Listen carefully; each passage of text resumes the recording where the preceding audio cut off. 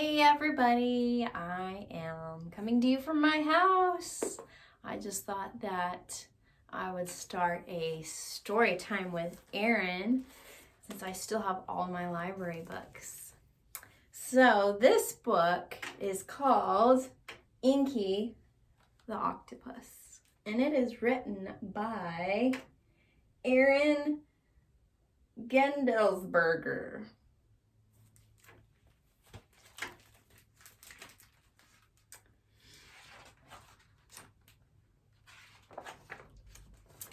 I live in a world of see-through walls. In a tank with a lockdown lid, I'm fed like a king 3 meals a day of lobster, shrimp, and squid. Where do you guys think that he lives? Yep, the aquarium. I know I have a good life and I should want for nothing more, but something tugs at my curious heart that I simply can't ignore.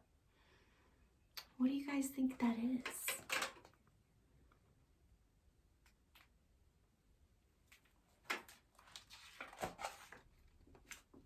Out of this tank, I must be free. I must explore the open sea.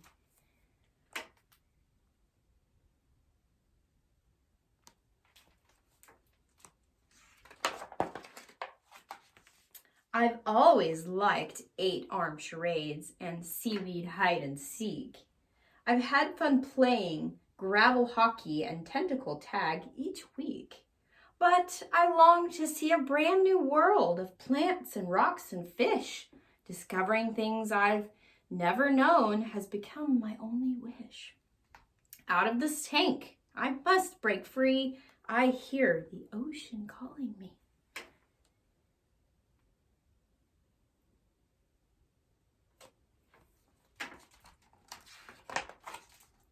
What is this? Tonight, it seems my tank lid is ajar. This could be my one chance for change. Dare I hope that far?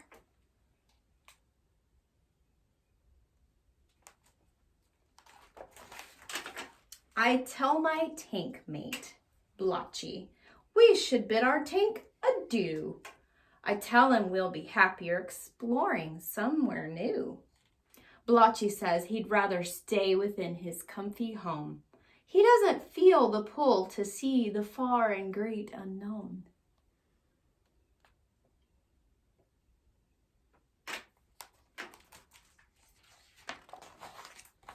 And so this quest I must take on is one I'll take alone.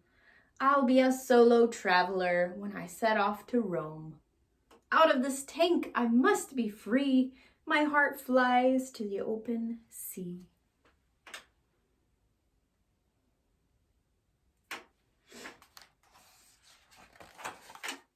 Here I go to the top of the tank.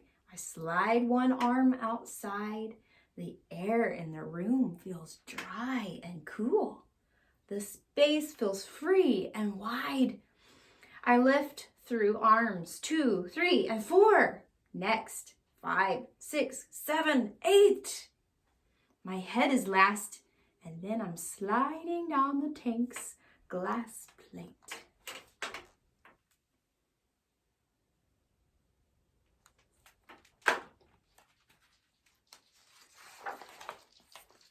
The floor feels strange beneath me. Odd noises fill the room. The air smells different from my tank. It's freedom in full bloom. I sneak across the rough wood floor as fast as I can go. My 8 arms latch and then release. My sense of excitement grows.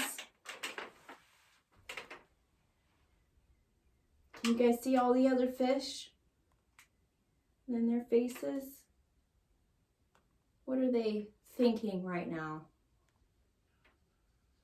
I think they're kind of shocked to see him out of his tank.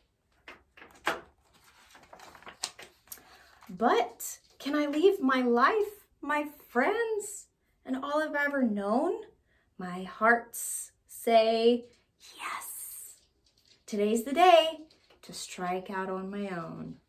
Did you notice it says hearts, like he has more than one? We'll learn more about that in just a minute. See, look at those fish up there. They're still so shocked that he's squeezing through that tiny hole. The sea lies just ahead of me, so in and down I dive. I'm falling fast toward what's to come. I've never felt so alive.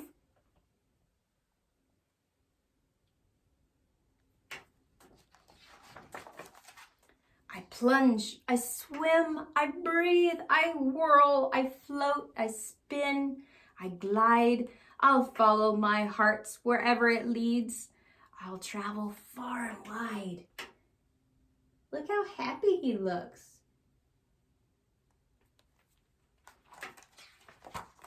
Out of my tank at last I'm free. Long may I journey the splendid sea.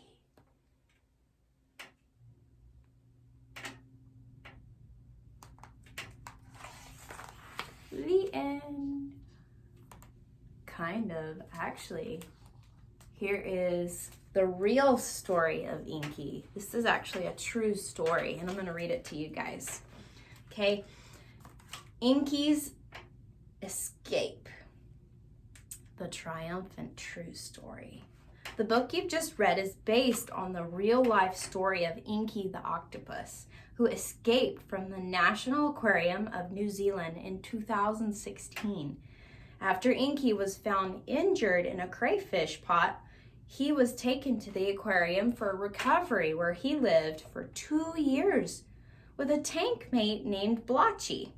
One night, the lid of Inky's tank was left slightly open by mistake. Based on arm prints found on the floor, the next morning, workers at the aquarium believe Inky squeezed through the opening in his tank, slid down the side, and slithered across the floor. Octopuses like Inky are nimble contortionists, able to pass through openings as small as a coin. Can you believe that? Can you squeeze through that right there? And that's a big coin.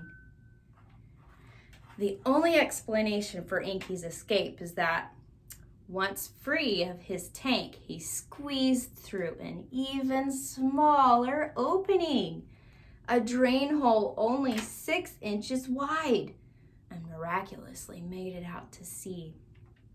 Inky left his tank mate Blotchy behind in favor of the challenge and allure of escape.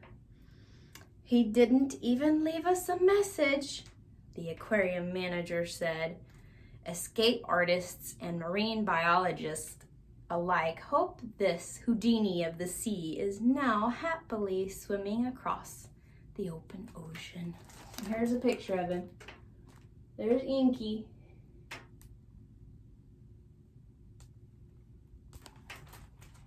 You guys want to hear some facts?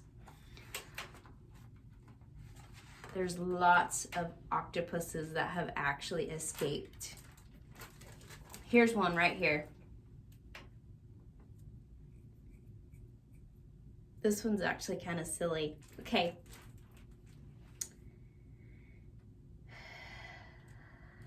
One night at the Sea Star Aquarium in Coburg, Germany in 2008, all the lights went out. The electricity was fixed in the morning, but it went out again the next night and the next. So aquarium workers settled in for an all-night stakeout. The culprit? An octopus named Otto.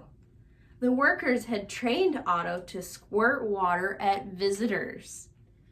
And Otto figured out that he could put this skill to another use, squirting water at the light above his tank to turn it off. Otto was also known to enjoy playing with a chessboard until he grew bored of it and tossed it away right out of the aquarium. Can you believe how silly they are? Let's learn a little bit more about them, because this book has lots of really cool facts about octopus. So let's pick a couple of them and read them. Octopuses have beaks. The beak is on the underside of the octopus where all the arms meet. Do you know how many arms they have? Can you guess? They have 8. And they're actually, some people call them tentacles, but because of the way their suction cups are and how many there are, they're actually called arms. The octopus uses the beak to break open clamshells, and it has a barbed tongue. It's like a really pokey, prickly tongue, and he can scrape out the meat inside. The beak is the only part of the octopus's body, and an octopus can contort its body so nimbly that it can fit through nearly any space wide enough to fit its beak. So it's the only hard part of the octopus's body. Okay, let's pick another one. Octopuses are invertebrates, which is what scientists call creatures with no backbones. They have no skeleton at all.